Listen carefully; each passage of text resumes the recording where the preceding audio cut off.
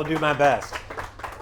Of course, fun photos. Got to start off with some fun photos just because it's been quite the year. Breaking news, you guys didn't know this, but NAR settlement requires realtors to take new headshots every 10 years to avoid catfishing clients. This is the fine print. I'm waiting for interest rates to hit 3% to buy. Sure, that's pretty funny. Kick that client to the curb. My face when I'm told there are 5 offers and the house is 147 days on the market. Sure. When your clients are talking about the house in front of the Ring camera, I was thinking, brilliant. I want to hear everybody's stories after realizing this, because it's great with kids. Me leaving my last showing at 3:37 to get to my next one at 3:30. I feel like this. Must have been a rough divorce. Okay, we just moved into this house and found the previous owners had painted around all their furniture. Can you guys imagine? I'm sure you deal with this all the time. This is a MLS listing. Think it was an Airbnb. That's what I think. I'm gonna go out on a limb. Maybe it's a cabin. How much we aged before the Fed finally cut rates? Seriously. How about, this is Joe. He's been a full-time realtor since 2006. Yep, that's how I feel. I can't believe we really used to print out 4 pages of MapQuest directions and travel the streets like pirates following a treasure map. I mean, how unsafe was that? All right, so here's my introduction. You guys know I have a KEDS major. It's quantitative economics decision sciences from UC San Diego. Been in the business for a third of a century. OC native, Cap Valley High School grad. I do have 9 kids. I brought mine, she brought hers, I adopted hers, she adopted mine. We had that kid. He's now 6 and he's in the 1st grade. Everybody like, oh no. He calls me bruh. He talks like a teenager, acts like a teenager. That's Brennan. He's all grown up. He's been working with us since he graduated from Washington State University a year ago last May. Go Cougs, yeah. And then this gal right here, she's married and brought us this. Now you can go, that's Rowan. She's awesome. It's easy being a grandpa. Okay, we've been all over the press, and our company's Reports on Housing, your local real estate snapshot. We've been doing this for 20 years, by the way. I've been doing crunching numbers. It's been pretty fun. I used to have black hair, now it's white. Really, there's so much noise out there. And I even had a real estate agent that emailed me talking about Nick Gurley and all these different talking heads, and they're on YouTube, and they get like 50,000 views for every single video that they do talking about the end of real estate. And everything's a bubble. It's just super negative. I don't even know how they sleep. It's just they're so negative. And they're so dumb. They have no background at all that gives them the license to do what they talk about. So it's trying to cut through this noise because that agent was bringing it to me because he was starting to believe it. And then I went back and forth and quipped him with a few different things. Now he feels empowered. That's what this is about. Because there's power to data, and there's really being able to articulate what the real true, what's really truly going on and not push a narrative. That's not what this is about. I mean, I wish I told you right now that jobs report came in and it was way less than expectations and we have interest rates in the 5s right now. That could have happened on Friday. That's not what happened on Friday. So I had to update my forecast based upon everything that I saw, and so we'll let you know what that's all about. And really now that we have that NAR settlement, we have to level up on both sides of the equation, not just the listing side, but we really have to be getting our buyers under contract, and this is what this is about, just articulating really what's going on so that it's just giving really solid service, and that's what we're about, helping you provide. And we don't focus on closed sales data. We do have it, but that's like looking in the rearview mirror. Instead, we're looking out the windshield and we're looking at available number of homes to show your buyers today. That's supply. Supply and demand, baby. And demand is the last 30 days of pending sales activity. So that changes all the time. Inventory and pending changes based upon different things that's going on in the economy, different thing that's going on with interest rates. And from that supply and demand, we have something called expected market time. It is not days on market. I loathe days on market. It is the dumbest statistic that we quote all the time and it's closed sales data. It's artificially low and it doesn't change much. Goes up maybe a day or two over a couple week period of time. That's not changing. I can tell when things are really changing. But the problem is a lot of people enter their closed sales in and just say, hey, yeah, I sold this one off market, put 0 days on there, and guess what? You're sold now. The averages and medians go way down because of that. So there's plenty of those knuckleheads that do all that stuff, and I'm sure that we're all knuckleheads too that do it, and that's why you can't trust the data with the days on market. That's why I came up with the expected market time when I was representing buyers and sellers. So it's the true speed of the market, and it changes. I can see what's happening and days on market doesn't, and I'll show you what I mean by that momentarily. Our reports used for buyer-seller consults to get price reductions, to get buyers off the fence, and to just close more transactions by properly setting expectations. We have reports that dot all over SoCal, and within the last year, we pulled the trigger on Bay Area, Las Vegas, Phoenix, and Ventura. So I'm kind of like all over the place. So it's been fun. We've got reports for all those different areas. And our reports so far this year, man, it felt so good at the beginning of this year. It felt like it was going to be a great year. We had interest rates that had come way down from 8% down into 6s. We were going, yes, and it was a stronger market at the very beginning of this year compared to the prior year. So we were stoked, right? And then along came green shoots. We saw some green shoots. It was fantastic. There was more homes coming on the market. Things felt really great. And then we had the rate migration. Rates just kept on migrating higher and higher and higher until they got to 7.5 by the time we got to April. And then they've been, for the most part of this year, they've been stuck above 7%. Anything with a 7 handle on it just is not good for our market. It's like going into the ice box for our market. And you saw, I was very, very pleased when interest rates made their way down towards 6% a few weeks ago. That was really good. It shows you that interest rates don't have to like dive down. They just need to be near 6, and once they get into the 5s, things are totally going to change for our industry. So the time is now. I do this report annually. I still fully believe it, and I'll show you why. But it's smart to purchase right now.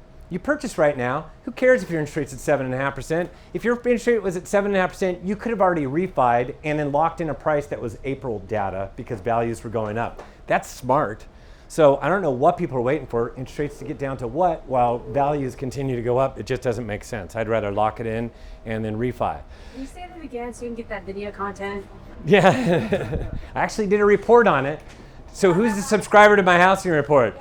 So just get that out of the archives. It's one of the reports that I did, and it's the cost of waiting. It really, I will talk about this over and over again. There really is a cost of waiting.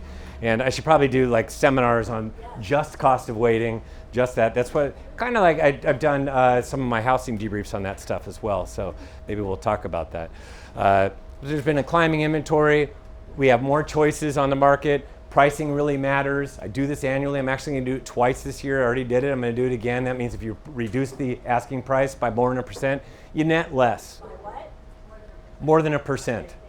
You reduce your asking price by more than 5%, you net even less, and you're on the market even longer. And you know what it is. Where do you get all your biggest bang for the buck? When it first comes on the market, when 5 billion eyeballs are waiting for something to come on the market, and it does, and every buyer sees everything. So that's kind of what I talk about there. Open houses are back, right on. That means our market has shifted. When I see open house signs, it's definitely a change, and we saw that in 2022 as well. A buyer-friendly shift. Right now, it is great to be a buyer, and it is about as good as it's going to get. It's not going to get much better than this. And it's not a total buyer's market, but a lot more choices. Interest rates, they might be a little bit higher right now, but who cares? You can refinance down the road. I talked to you about that. Or get a seller to pay some points, and then you got a whole percentage point. When you pay 1 point, because you're giving them money up front, that's what the lenders are worried about. You refinance. Give them 1 point, you give them money, skin in the game, they're going to bring that rate down. So that's why it's super important. A frosty autumn. So we started off this year with frosty autumn, this autumn with frosty. Autumn market for us wasn't like 2 weeks ago. It started at the end of August when all my kids went back to school. I know you were doing the same thing. If you don't have kids, it doesn't matter. It changes our marketplace. And usually we have fewer homes coming on the market, and we have demand that comes down during the autumn market. But it was especially frosty because we had more and more homes continuing to come on the market and demand going down. So things were slowing down from week to week. And that's what we were talking about in this. A jump in demand, this was the most recent one. And I have an update for where it's at today, but this is the most recent one that came out a week ago on last night. So reportsinhouse.com, that's where you go to subscribe. It's $15 per month or $150 per year, and you get a month free if you sign up today utilizing this. You sign up, I will get it to you guys later on today. You'll be rocking and rolling, ready to make a difference for all your clients. And I'm a nut. I love this stuff. If I'm not talking to somebody about economics, I'm listening to somebody about economics. That's just what I do. That's all I do, all the time. And we have an economic model we follow, and it's called a progression model. And the reason it's called that is because, as you saw on Friday, did things change on Friday? Did anybody have a change in the marketplace on Friday? Yeah, lame. It's not what I was rooting for. So anyways, I have to change this slide. This is from last week. Yeah, mortgage rates are down. But yeah, I have a new one where they're looking out. So I forgot to update it for this presentation. Apologize for that. No, rates are not lower, but let's give you an update. This is the Federal Reserve Board. On the very right in the middle is, or actually the last person, that's Jerome Powell. He's the Commander-in-Chief of the Federal Reserve. That's Jerome Powell. And they meet every 6 weeks. They meet every 6 weeks, and 4 times a year, every quarter, they tell you what they're going to do with interest rates for the long run. And not interest rates, they tell you about the federal funds rate. So September was a big meeting a few weeks ago. Next one is in December, then it's in March, then it's in June, then it's in September again. It just keeps on rotating. Very, very, very important date. And it really moves the market and can move interest rates too. So what they said from June is there was supposed to be only a total of 4 rate cuts, including one that was supposed to have in September. Actually, no, they said 4 rate cuts for this year and next year. So 3 after they were going to go in September. Then they changed their tune, and then they said a total of 8. We already did 2. There's 6 left. So that was such a big change from June to September. And what was it that changed? Just a few data points. So we can't get overexcited about these data points like on Friday and oh my gosh, it's going to be the worst. Guess what? The economy is going to go crazy and now it's going to re-accelerate. BS. It's not the direction. That's not where the trend lines show us. So that's not what we're seeing. And I'll show you what I mean by that. The Federal Reserve, they control the federal funds rate. It's actually how banks exchange money and they control it. It was at 0 before. Remember that? 0, that's easy money. And then they brought it all the way up to 5.5. It's a short-term rate. And what's tied to short-term rate? Credit card debt, automobile loans, HELOCs. That's what's tied to this, not what we do. We do 30-year mortgages. 30-year mortgage, this is the federal funds rate. Do you see? They kept on ratcheting up. The last time they made it higher was July of last year. They went up. And then it was flat. They didn't change it at all. See, flat, and now you can see a few weeks ago they came down. See how it went back down? 0.5%. That was huge. And then everybody thought that, oh my gosh, interest rates are going to go down 0.5%. And you guys just mess with all the different sites I go to because everybody expected 0.5% less that day. And they weren't paying attention to anything I was saying if they were expecting that. Because this is interest rates during that same time period where it was flat with the federal funds rate. Do you see the interest rates? They went all over the place. They went all the way up to 8% last October to a low of 5.99% in February. They were at February of last year, actually. They went all the way down to 6.11% just a few weeks ago, and they were at that about 6 weeks ago also. 8% to 6.11%, and they did nothing prior to this. So getting from 8 all the way down to 6.11 meant that they were trying, the investors were forecasting where the Fed was going to go based upon all the data points, which is why on Friday we learned a valuable lesson.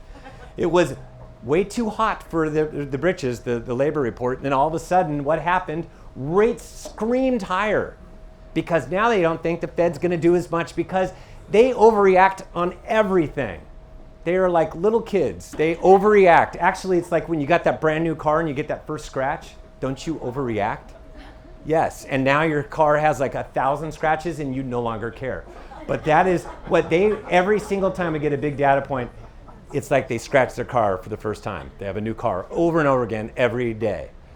So 30-year mortgage rates, what happens when they make the cut, the rate changes are already articulated in what's going to happen. We already kind of knew there was going to be a half point. It was already baked into where rates were at that day. As a matter of fact, after he got done talking, they're thinking, oh, well, he seems pretty positive on the economy. And what happened to rates that day? They went up. This was the day before, and you can see ever since the day before, where have rates gone? Pretty much up. They've gone down a little bit, and I didn't update this completely because this was as of yesterday, 6.53%. Yesterday, yes, and it's even higher than this. So this is, what happens is when the economy is too hot, where do people, where do investors like to go? They like to dump their money into stocks, typically. And that's where they typically go when the economy is too hot. Now that interest rates are going up, there's not a lot of news. What are they doing? Now investors are starting to freak out that the stock market is now interest rates are too high. So that's why we're getting stock market volatility again. Interest rates rise when everybody pours their money into the stock market. Now when the economy slows, now they're not so interested in stocks. Instead, 10-year treasuries and mortgage-backed securities, they do the same thing. Mortgage-backed securities, by the way, are interest rates. So when everybody wants a lot of mortgage-backed securities, at the same time, interest rates fall. But when they want stocks instead, now interest rate, and they're not looking at mortgage-backed securities, they have to lure them by increasing their rate of return, which is why rates have been going up, because there's not been a lot of interest in mortgage-backed securities. But what happens when the economy slows, everybody floods those, and then interest rates fall. Follow me on that? Very, very data dependent. If you didn't learn that on Friday, I don't know what you're paying attention to. We're very, very data dependent. So if you want to know where I go to get my data, I actually print this thing out and I use it next to me. It's kind of like a menu of what's going on today. And what it is I Google the term economic calendar and fxstreet.com. And when you Google that, you'll get to this chart right here. In the upper right, you'll see that it says filter. I click on filter, and then you'll see every country around the world. It's so many data points. There's so many. How do you erase them all? Well, you clear all, and then you just hit the United States, if you want to know what's just happening here.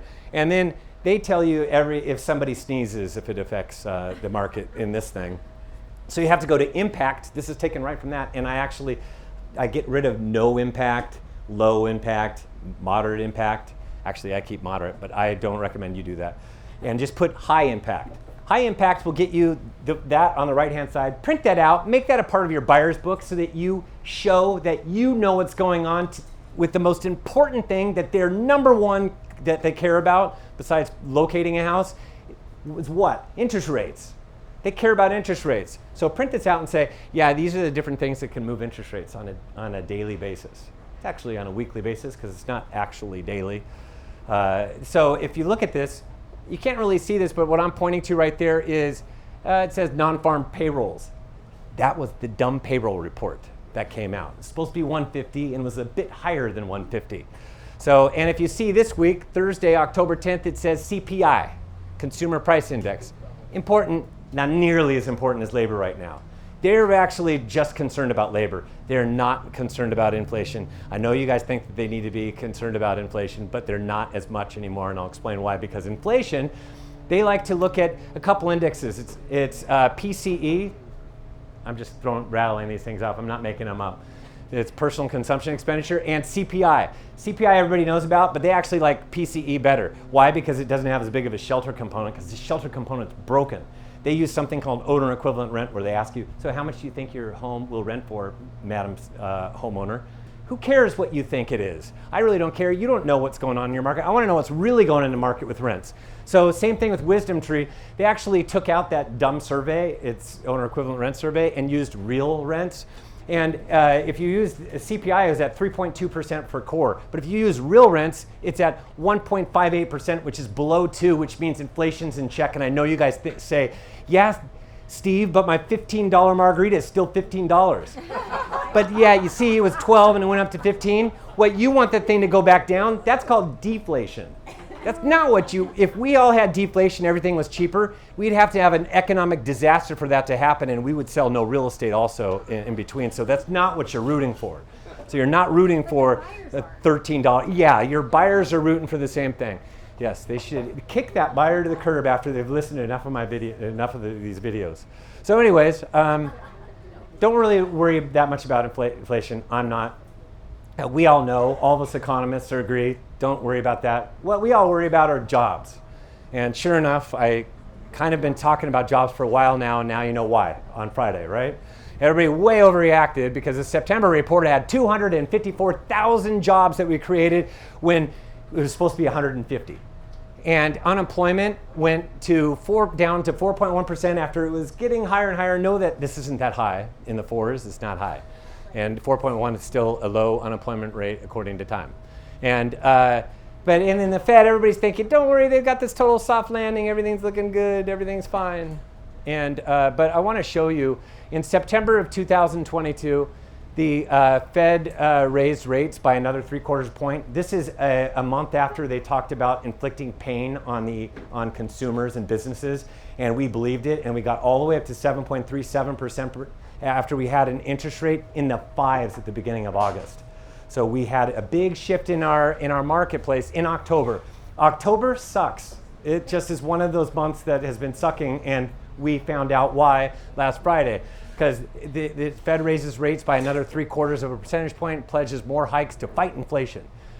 And in October of last year, payrolls soared by 336,000. We had 250, right? This last one. In September, defying expectations for a hiring slowdown. Sounds negative, huh? And then we clicked on it. Shoot, man, we're never going to have lower interest rates again. And then the following month, then we got interest rates in October of 2023 at 8%. And now look, then the following month, payrolls increased by $150,000, less than expectations, and that was the beginning of the erosion from 8% all the way down to the 6s. Shows you the overreaction that Wall Street and everybody likes to do, and CNBC and everybody feeds into it. So I just point that out so you don't worry about one data point. I'm an economist, and economics is slow and boring. It's not one data point, that's for darn sure. One makes it exciting. Ha, so you see what just happened? That's dumb. So now everybody's going to overreact to this thing, and that's what they do. Economic headwinds. This is the transition to serious delinquencies by loan type, and there's a bunch of different kind of loans that we can get. We can get HELOCs, mortgage, student loans. Those are the bottom. No one's delinquent. But see that red line right there? That thing is credit card debt. Yeah, it's at the highest level since the first quarter of 2008. That doesn't mean we're going into a great recession. That just means there's some people that are strapped out there, and they're going to do all more holiday shopping again this year and be further strapped with high interest rates. This is going to cause some damage. Pretty much not a lot of homeowners are in this boat, but even if they are, they have plenty of equity to bail themselves out. It's the people that are renting and the people at the lower income levels that will hurt, that will affect GDP down the road. So this blue line is automobile new serious delinquencies, and it's at its highest level since the second quarter of 2008. So there's a whole bunch you've heard problems with the automobile, subprime and all that stuff. There you go, that's what it looks like. I'm more concerned about credit card than anything else. So today's mortgage rates, I told you about, there's this love affair. This goes between the treasury bonds, 10-year treasuries, and mortgage-backed securities, which is why I look at 10-year treasuries all the time. I wake up in the morning and I look at this, and then it's in the green, and it sucks, man. It's green, it's lame. When it's green, it means that rates went higher for the day, that not a lot of people want 10-year treasuries, so they have to put a higher price on it. Same thing with mortgage-backed securities. So I know that this means higher rates today, which is what happened today when I woke up. So it just makes you, when you go to the gym, you're able to lift because you're ticked off that rates are not going the right direction. But when this thing's in the red, oh my gosh, you are so happy. You can't believe it. Interest rates are going to be lower, which is what we could have had on Friday if things all worked out. We could have been down into the 5s. So you would have gone to the gym and you would have been stoked pumping iron. So you guys see. So now you guys can use the 10-year treasury before you go work out in the morning. Because all these reports come out like 5:30 in the morning. Mortgage News Daily, you better get this app. And not because they're not lenders. This is just telling you what interest rates do across the United States with no points. If you do a point, it comes down seriously. It comes down quite a bit. So take a look at this. Mortgage rates are at 6.62% as of this morning. I think they're like right around 6.7. But you could see this looks very much like this. That's the 10-year treasury, and this is mortgage rates, kind of like the same kind of like seesaw charts. This is if you plot both the 10-year and the 30-year mortgage, you can see they kind of like move together, right? They jive together. You go back to 1971, which is how far our data goes back to see this love affair. It's really deep. And sometimes they get a little upset with each other, and sometimes they're a little more in love, but the average love is 1.75. So wherever 10-year treasuries are, 1.75 above that is where 30-year mortgage rates typically are. That's the average spread prior, and this is where the spread is right now. We're not as in love right now. We're having a little bit of an argument ever since the Fed raised rates. So what we have is we have a bigger spread, and it's because the volatility of they think that once rates come down that everybody will refi, which they will. Yeah. So they want you to pay extra on a monthly basis because you're going to refi, because they're counting on you holding these loans for like 10 years, and you're not going to do that. So that's why they want you to pay more, which is why if you give them money up front with a point, they'll go, okay, we'll give you a better rate, because now rates really have to come down for you to be able to refi. So right now, today, if we had no spread, just ignore this. This is the average spread over time. This is the plot difference. And sometimes it's higher, sometimes it's lower. That was the Great Recession on the left, and we had a big spread. But you can see from 2012 all the way to 2019, it was either a little bit above or a little bit below, and it was just hunky-dory, and they were in love with each other. That was 1.75. And you can see that first giant, this one right there, that thing right there is COVID. Because people were going, I'm not lending to anybody, you better pay me a lot. Even interest rates were hitting record lows. They would have been far lower if the spread was correct. Because we were at 0%, we should have had interest rates at 1.75. Practically for a while, almost 0%. They were getting down there. They were like in the 0.2, so right around 2% interest rates. We had 2.65 for a minute there. That's when the spreads got better. And this is where interest rates are right now, and that shows you where the spreads are, 6.62%. But the spread's a little too high. As a matter of fact, if we had the normal spread and we were at the normal, if we were at where we normally are love-wise, we'd be at 6.04% today. Way better, right? Which just shows you how rates can definitely fall. The spread's gotten better behind the scenes. Now, if we had interest rates at where they were, or the spread in November, interest rates would be today, the spread was pretty bad. We were in a big fight. We were at 7.24% is what the interest rates would be today. That shows you how big the spread was. The spread's gotten better in time. So we're getting a gift. And down the road, when things are more secure, it will come all the way back down to 1.75, even go below it a little bit. So nothing has to happen with 10-year treasuries and all that stuff, and we can actually see, and mortgage-backed securities, we can actually see that interest rates will float back down.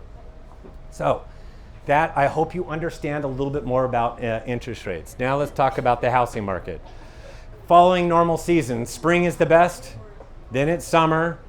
You close during the summer, but you put it together during the spring, and then followed by the autumn. That's where we are today. Then followed by the winter, the slowest season's coming up, Thanksgiving. The week before Thanksgiving is called the holiday market. Slowest season. Why is it so slow? Fewest number of homes come on the market in December, second fewest in November. A whole bunch of people pull their homes off the market. Inventories grind down and people party and all that stuff and want to forget about 2024 and look forward to 2025. And so this is fall. Fall normally has supply slowly falling and demand slowly falling, but that's not what happened. We kind of had this holiday chill where we had demand going down and inventories continuing to climb until recently, within the last few weeks. Remember, autumn begins at the like around the third week of August. And then it got all sunshiny. It was great. We had interest rates at 6.11%. There was a lot of inventory. Things are looking good. And what happened was, at the beginning of the year, we had the supply scarcity and affordability crisis. But you know what? We really had a supply scarcity problem, which is why it was so great at the beginning of the year around February, March. And then we had an affordability problem, and now they're equally duking it out. And then the affordability crisis got a little bit worse over time. So that's kind of what we've been dealing with most recently. So we have a low inventory, and we still have a low inventory. I know there's a lot more homes, but it's nothing compared to where we were before. So know that if we all of a sudden had a whole bunch of demand, this is what would happen. Because there's not enough homes on the market, they'd all go into escrow, there'd be a big checkout line, and we'd have a lot of escrow people. That's what we're rooting for. Everybody in here is rooting for that. We're out here. So inventories. This is why we're not going to get a crash. I have to explain this to so many different people, and they still don't believe me, so I don't know what to do anymore, because it's supply and demand. This is the number of the supply. That started in 2006. We had 4 million homes across the United States. It's called a supply glut, when you have way too much of something, and we had a lot of bank-owned stuff, foreclosures, short sales. They had to sell, so they were wholesaling it out, and we saw the values just plummeting. And you could see it as early as the fall of 2005. So you can't tell me that I can't see in the data what's going to happen, and these guys on YouTube are going, yep, it's here and here and here and here and here. BS, that's not showing anything. It might be small little submarkets that they're going around whipping out their cameras, but that's not the United States as a whole for sure. Far from it. We have a supply scarcity. We continue to have it. Even if we were at where we were prior to COVID, it's still way lower than where we were during the supply glut. But this is where we are right now, and we're tapping out. We're about to hit a peak, 1,370,000 homes across the United States as compared to 4 million. That's supply scarcity. We just have really low demand to go along with supply scarcity, so that's why people are going, how are values still going up today, even though we have interest rates that are so high and things are so unaffordable? Because we have a supply scarcity problem. That's why. And this is Orange County. It looks very, very similar. We had 18,000 homes in 2007 on the market. We have not even hit 4,000 this year, and we won't hit 4,000 this year. So that's where we are over here. I'm drawing a line across. You guys get the point. Not enough homes on the market. And this is the number of available homes is right there, the purple line. That's this year. The blue line was last year. We had a really hard time homes coming up in increasing our inventory. On September 26th, we were at 3,666, down 1% or down 29 homes in a 2-week period of time.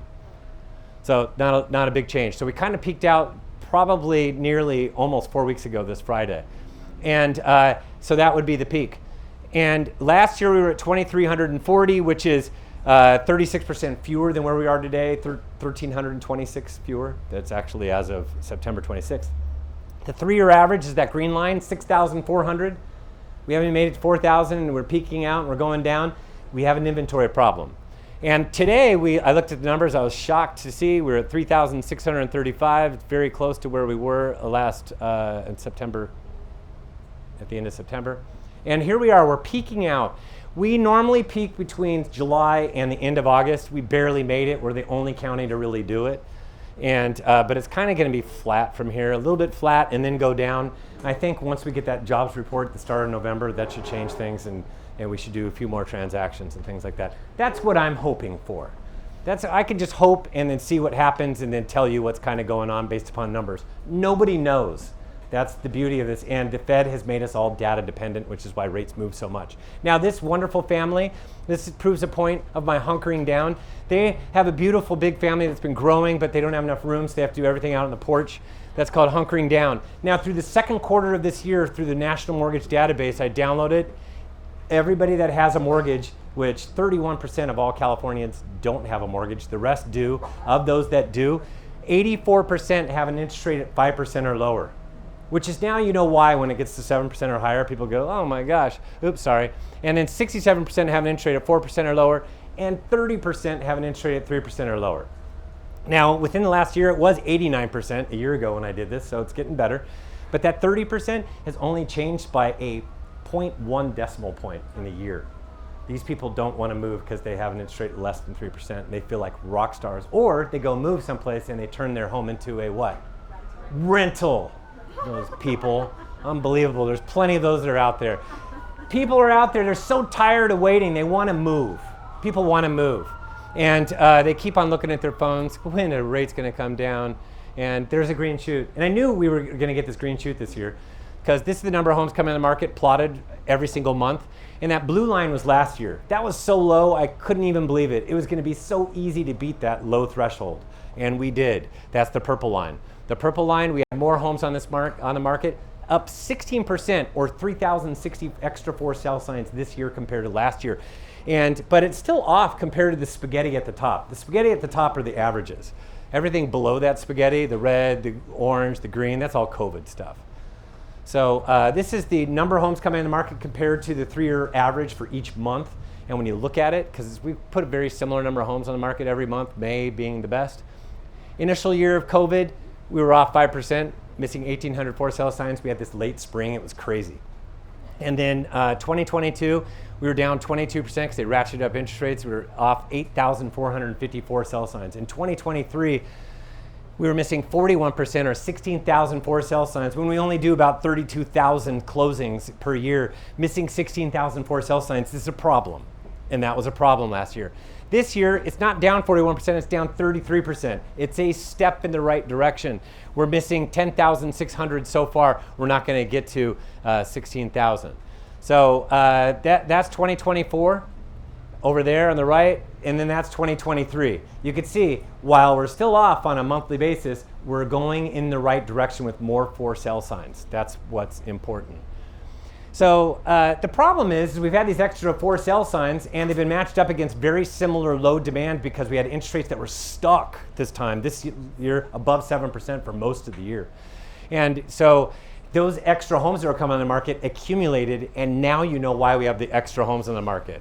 It's not that a whole bunch of people were saying these stories, buyers are on strike, they're not going to purchase, because that's a bunch of baloney. It's just the same number of people that can purchase, there's just extra homes on the market. And you guys kept on telling me, I have a lot of people, I'm listening to a lot of offers.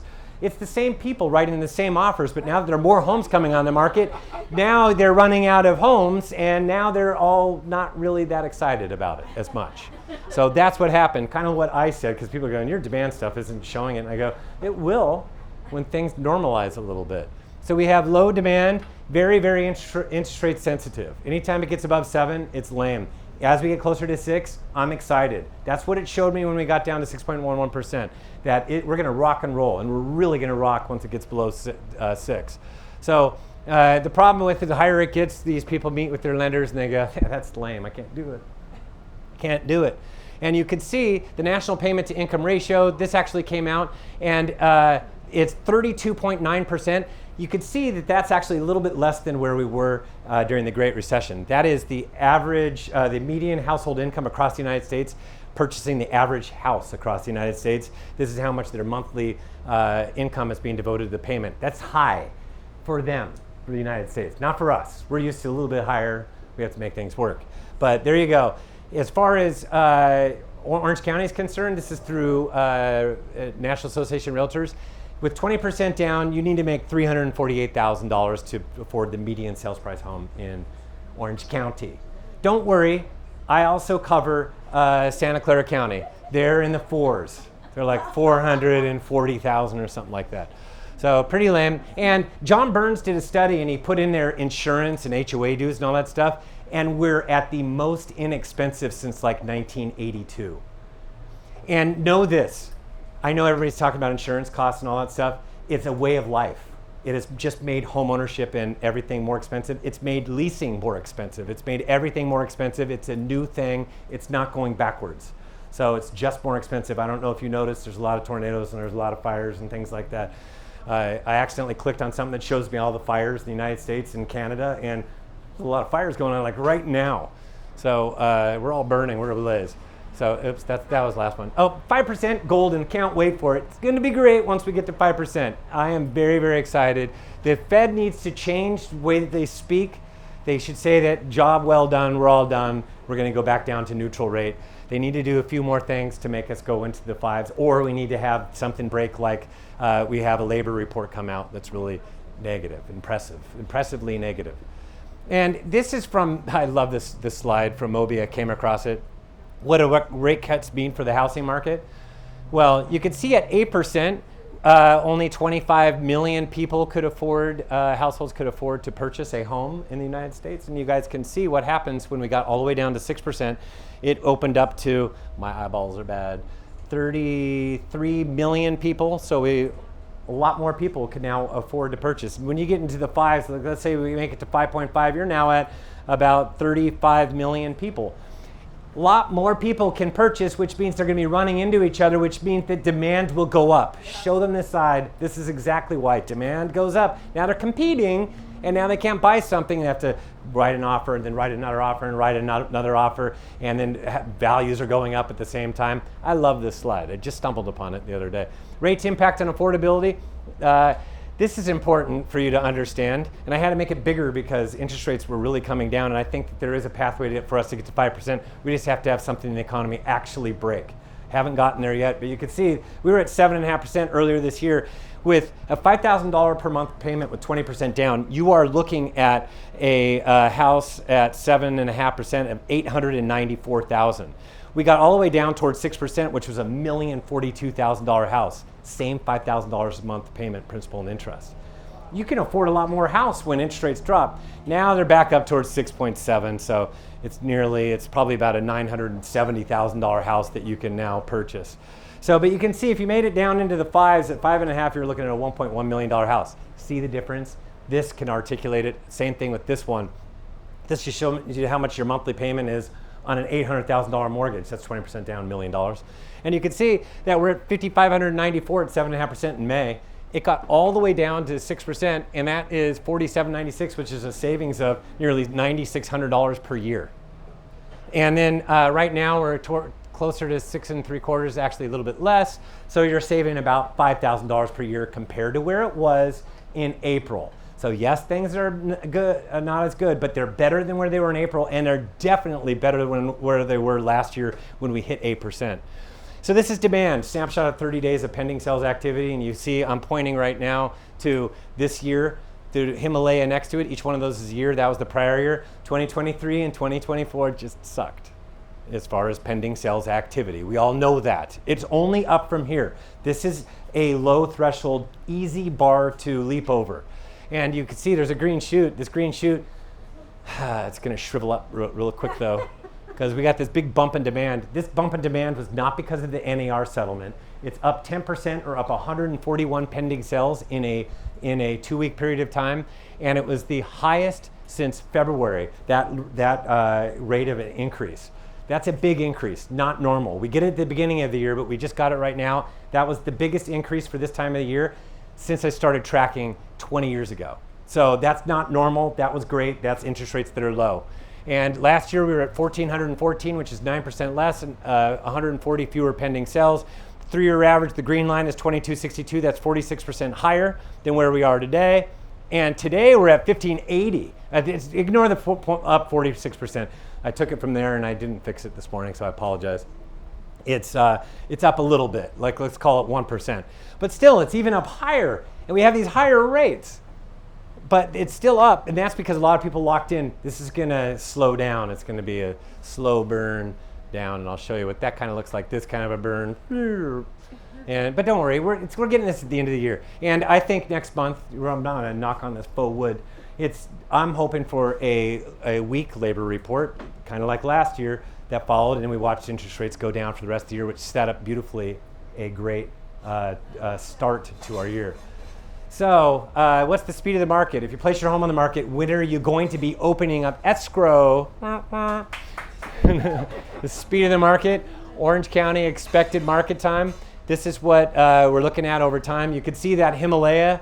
That Himalaya is the Great Recession and even prior to it. And this is where we are. It doesn't go down like this. Do you see the purple where it went down? That's not normal. So that showed me that there was this big increase in demand. By the way, not all counties did this. San Bernardino County went up to 115-day expected market time. We are at a 71-day expected market time and went down 7 days in a 2-week period of time. It got hotter within our marketplace. And we opened up more escrows as a result. Last year we were at 50-day expected market time at this time. It was hotter because we had less inventory. We have more demand because that blue line is demand last year, or expected market time last year, but never mind, not even on this. 3-year average is 86 days, that's the green line. So we're slower than the 3-year average. And today we're at 69 days, so it went down another 2 days. Why? Because demand went up a little bit and inventory went down a little bit, and we went down, it got a little bit hotter as of right now, everything that we placed in. Probably a lot of great locked in mortgage rates. So where are we gonna go from here? It's probably just gonna come down and be flat for the rest of the year. If we have rates that really come down, it could even go down and get hotter by the end of the year. And we saw that, you could see that in 2022 and in 2023, where rates got better and the market actually heated up in December, which is not normal. We are working with a balanced market. right now. It's a little bit more, it depends upon the marketplace. You have to know your city. These are what the cities look like. This is, we focus on one thing at a time, but we also talk about inventory, demand, and expected market time. But then at the end, we have this. This is every city. And every city gives you the available number of homes, what's demand look like for that city, as well as what's the expected market time 2 weeks ago, 4 weeks ago, 1 year ago, 2 years ago. And there you go, that's one of the cities.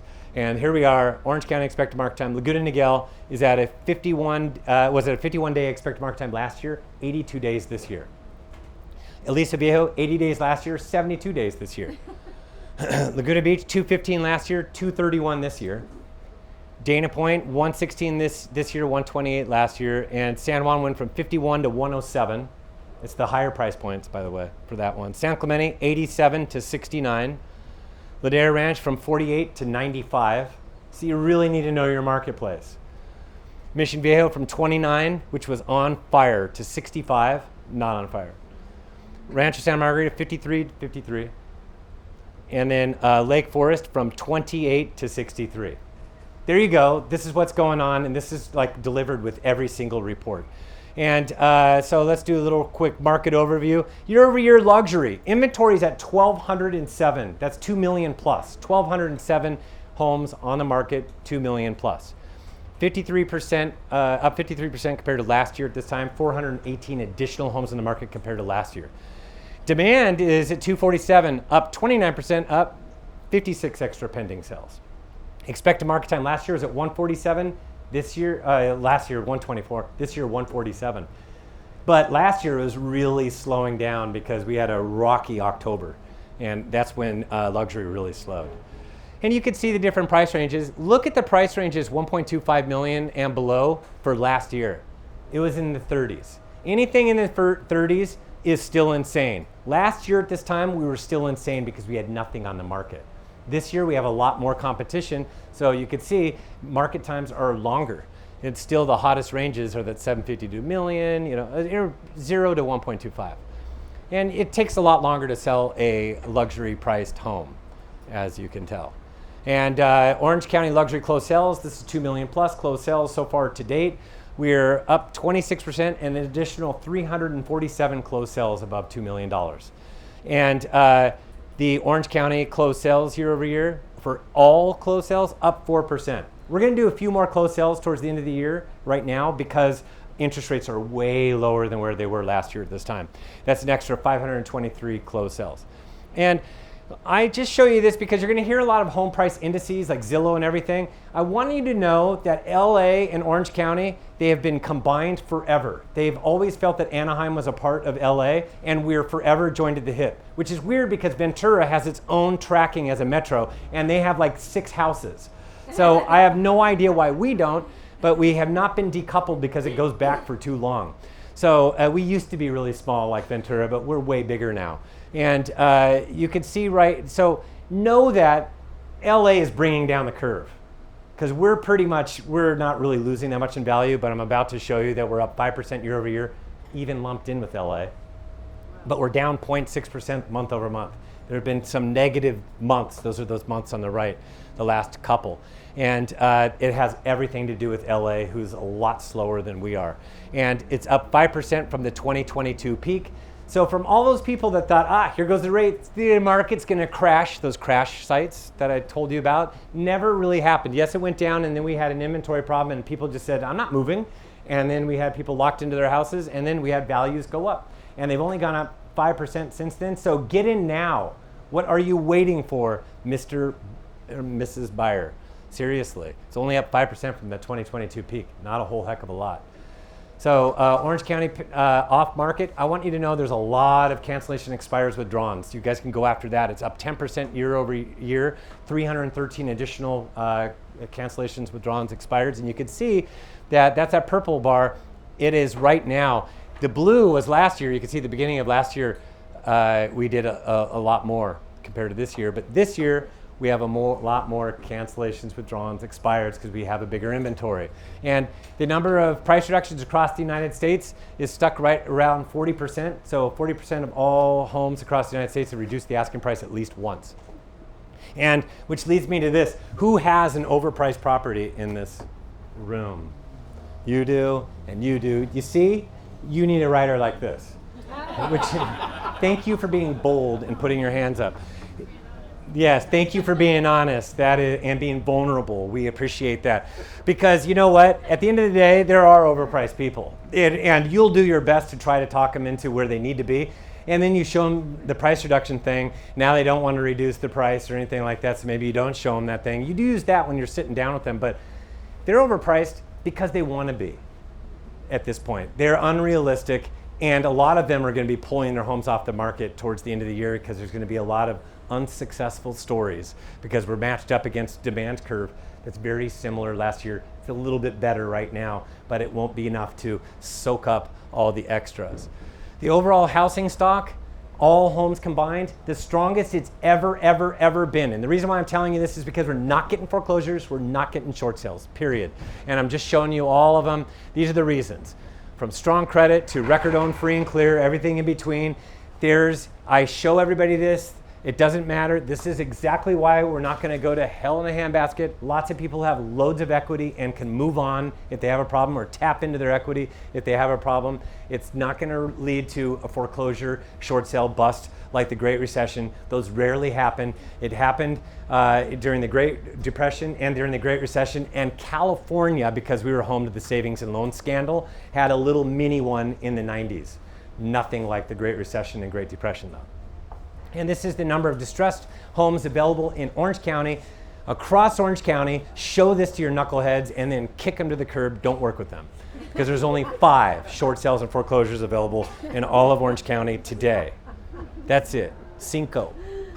Versus 53 in the same period in 2019, which you still weren't looking at foreclosures and short sales back then. So please, don't look at them because there was 6,000, close to 6,000 in 2007 versus 5. And you could see it coming. This voting thing, please don't ask me this question.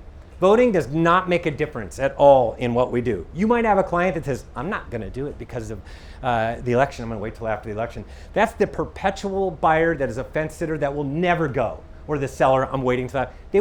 They constantly have excuses. If they're running late for a party, they're the ones that tell you that they got a flat tire. They will forever have an excuse as to why they don't do anything. So I voted is super duper important to know that it does not affect what we do. If interest rates all of a sudden, we had a terrible jobs report next month and interest rates dipped all the way down to 5.99%, do you really think they're gonna go, yeah, you know what, I'm gonna wait? Because guess when that jobs report comes out? November 1st. That's before the election.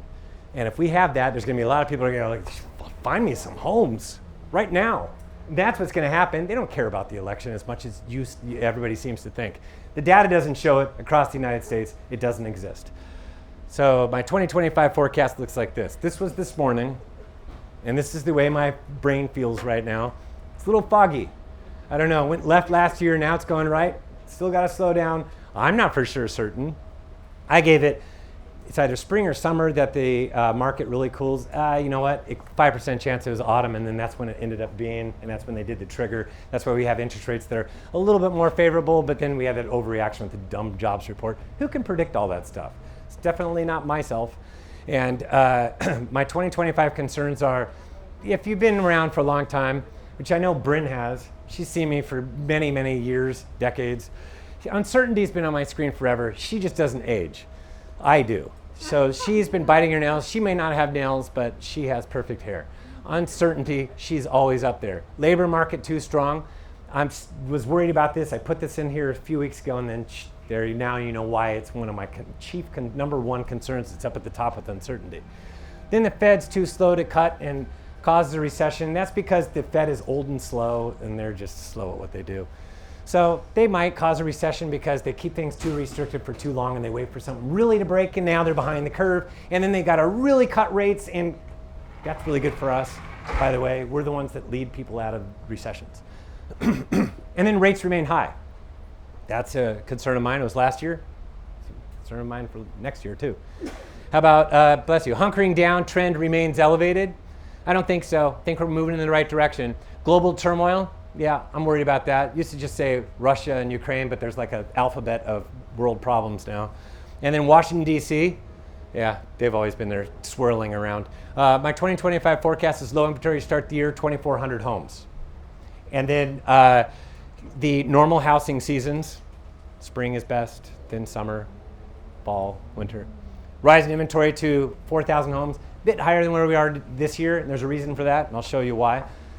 And that's because hunkering downtrend continues to ease. 25% fewer than the 3-year average, but that's still an additional 3,100 for sale signs, which than this year. That's even more for sale signs, which is more than last year, so we're moving in the right direction, baby steps. Luxury market strengthens by spring. It really starts strengthening, but cools the second half of the year because I think there's going to be some choppiness from some of the stuff we're hearing about. Interest rates from 5.25 to 6.75. I know the thing is huge. And that's huge for a reason. It might go above that right now for the rest of the year, but this is where we think that rates are going to go. So yeah, I know 5.25 sounds great, but remember I had 5.75 on the slide last year. So it definitely can get there. And there's even paths for it to go further than that, but that's probably a 2026 story. Rates stay below 6% in the spring. And I think part of this is the spread between the 10-year Treasury and interest rates are going to get better. It's going to get better all by itself, which is going to help improve things. Demand picks up due to rates dropping, and then bidding wars start in the spring. I hate bidding wars. I'm sorry. This is the direction that we think things are going. That's kind of where it was for a minute. We enjoyed it for a few weeks. That was about it. And then distress rises slightly, no wave. Closed sales up between 10 to 14%. Really easy for me to do the math and see the trend lines. That's going from a very, very low bar, this hurdle, and it's just making it bigger. So you could still step over it, but we're moving in the right direction. So home values rise up 3 to 6% year over year. So relatively, it's positive where we're going to go, but this is why you got to pay attention to everything that we're talking about because there's a lot of uncertainty that's out there. So I do a housing debrief typically every Thursday. I missed one, I think a couple weeks ago because I was doing the forecast, putting it together. I have a treasure trove. You can go in there and get a lot of YouTube videos to tell your clients and neighbors that are saying the most ridiculous things.